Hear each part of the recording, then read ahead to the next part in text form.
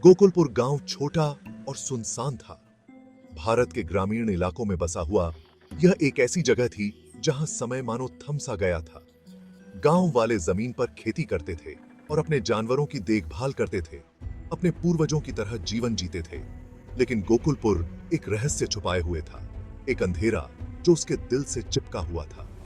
यह एक ऐसी जगह थी जहां अंधविश्वास फलता फूलता था। गांव वाले भूतों और आत्माओं के बारे में फुसफुसाते थे। उनका मानना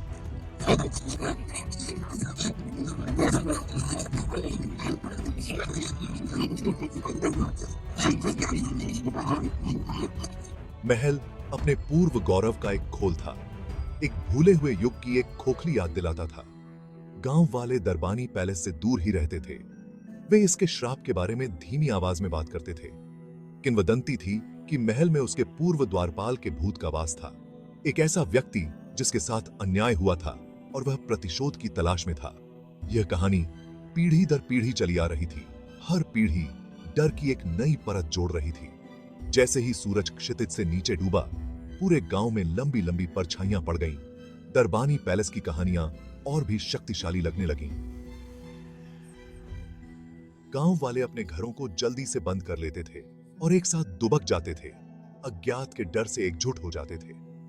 अंधेरा होने के बाद किसी ने भी महल के पास जाने की हिम्मत नहीं की, क्योंकि कहा जाता था कि तब द्वारपाल की आत्मा घूम आती थी। द्वारपाल की कहानी दुखद थी।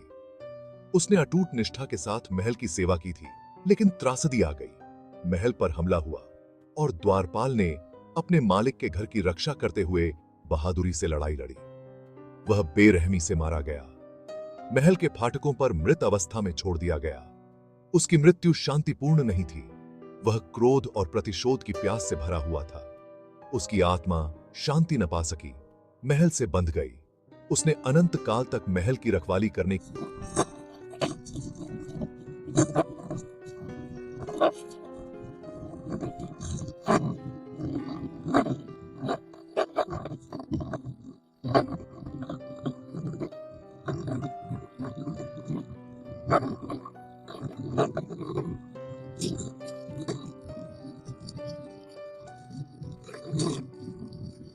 कहानियां अलग अलग थीं, लेकिन मूल एक ही रहा।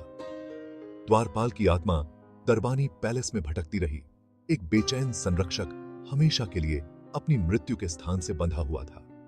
उनकी कथा ने गांव पर एक लंबी छाया डाली, जो महल की दीवारों के भीतर छिपे अंधेरे की निरंतर याद दिलाती थी। रमेश एक बाहरी व्यक्ति था, एक युवक जो हाल ही में गोकुलपुर आया था। उसने कहानियां सुनी थीं, बिल्कुल हर नवागंतुक ने किया, लेकिन रमेश ने प्रेतवाधित महल और तामसिक द्वारपाल की कहानियों का उपहास किया। वह भूतों में विश्वास नहीं करता था। वह उन्हें अतिस्क्रिय कल्पना की उपज से ज्यादा कुछ नहीं मानता था। भूत? सच में? ये सिर्फ बच्चों को डराने के लिए कहानियां हैं और कुछ नहीं। रमेश को अपने तर्क और तर्क पर गर्व था।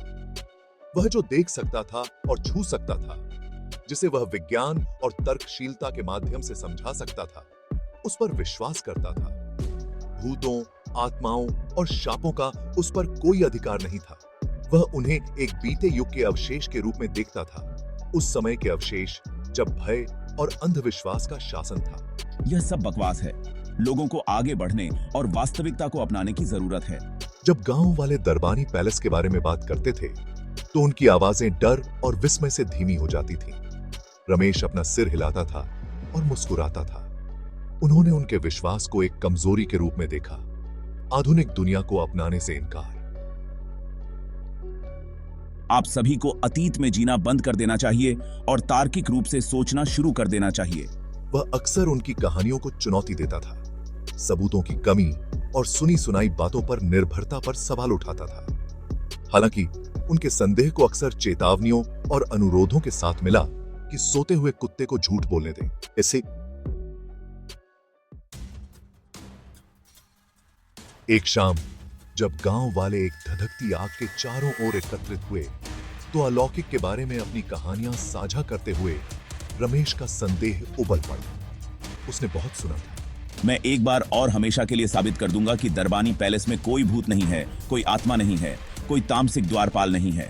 गांव वाले हाँफने लगे।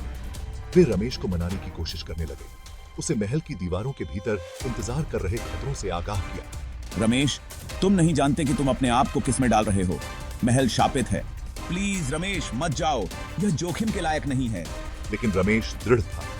उन्होंने इसे उन मिथकों को हमेशा के लिए खत्म करने के अपने मौके के रूप में देखा, जिन्होंने पीढ़ियों से गोकुलपुर को त्रस्त किया था। वह दरबानी पैलेस में अकेले रात बिताएगा और सुबह इस सबूत के साथ लौटेगा कि कहानियां लोक कथाओं से ज्यादा कुछ नहीं थीं। मैं सुबह तक वापस आऊंगा और आप देखेंगे कि डरने की कोई बात नहीं है। और इसीलिए जैसे ही चांद आकाश में ऊंचा उठा, गांव पर एक भयानक चमक बिखेरते हुए रमेश दरबानी पैलेस की ओर चल पड़ा। वह अपने साथ केवल एक मशाल ले गया था जो उसका रास्ता रोशन कर रहा था, और एक दिल जो संशयवाद और बहादुरी के एक शक्तिशाली मिश्रण से भरा था। वह यह साबित करने के लिए दृढ़ था कि डर एक भ्रम से ज्यादा कुछ नहीं है, दिमाग की एक चाल है। हालांकि वह यह जानने वाला था कि कुछ किंवदंतियां एक भयानक सच्चाई में निहित हैं। रात शांत और खामोश थी, क्योंकि रमेश दरबानी पैलेस के भव्य द्वारों के पास पहुंचा था। हवा में सड़न की गंध और अनकही कहानियों के सदियों के भार से हवा भरी हुई थी। एक बार भव्य प्रवेश द्वार अब छाया में डूबा हुआ था। लोहे के द्वार जंग खा चुके थे और थोड़ी सी हवा में अशुभ रूप से चरमरा रहे थे। यह जगह, यह जितना मैंने सोचा था उससे भी ज्यादा जीर्ण शीर्ण है। जैसे ही वह बर्बाद हुए प्रवेश द्वार से गुजरा, रमेश ने अपनी रीढ़ की हड्डी में एक सिहरन महसूस की। हवा काफी ठंडी हो गई और बेचैनी की एक अजीब सी भावना उस पर छा गई। उसने उस भावना को झटक दिया। इसका श्रेय रात और अपने परिवेश को दिया। उसने अपनी मशाल उठाई, अपने सामने पड़े अंधेरे में एक टिमटिमाती रोशनी डाल दी। महल का आंतरिक भाग पूरी तरह से अस्त व्यस्त था। हर सतह पर धूल और मकड़ी के जाले मोटे पड़े हुए थे और हवा में नमी और सड़न की गंध भरी हुई थी। एक बार अलंकृत दीवारें अब फटी और ढह रही थीं। फीके भव्यता के अवशेष मुश्किल से जीवन से चिपके हुए थे। जैसे ही रमेश ने महल में गहराई से प्रवेश किया, उसके कदम खामोश दीवारों से टकरा रहे थे। सन्नाटा लगभग बहरा हो गया था। यहाँ बहुत शांति है, बहुत शांति है। यह एक ऐसा सन्नाटा था जो उसे चारों तरफ से दबाता हुआ प्रतीत होता था। शांति का एक घुटन भरा कंबल जो प्राचीन संरचना के हर क्रैक और कराह को बढ़ा देता था। उसकी मशाल की रोशनी के किनारे पर परछाइयां नाच रही थीं, मुड़ रही थीं और मुड़ रही थीं। उसकी कल्पना में भयावह आकार ले रही थीं। जैसे ही रमेश ने अपनी खोज जारी रखी, उसने अजीब और गरीब घटनाओं को नोटिस करना शुरू कर दिया। वह कसम खा सकता था कि उसने हवा में फुसफुसाहट की बेहोशी सुनी है, बेजुबान आवाजें जो खुद दीवारों से निकलती हुई प्रतीत होती हैं।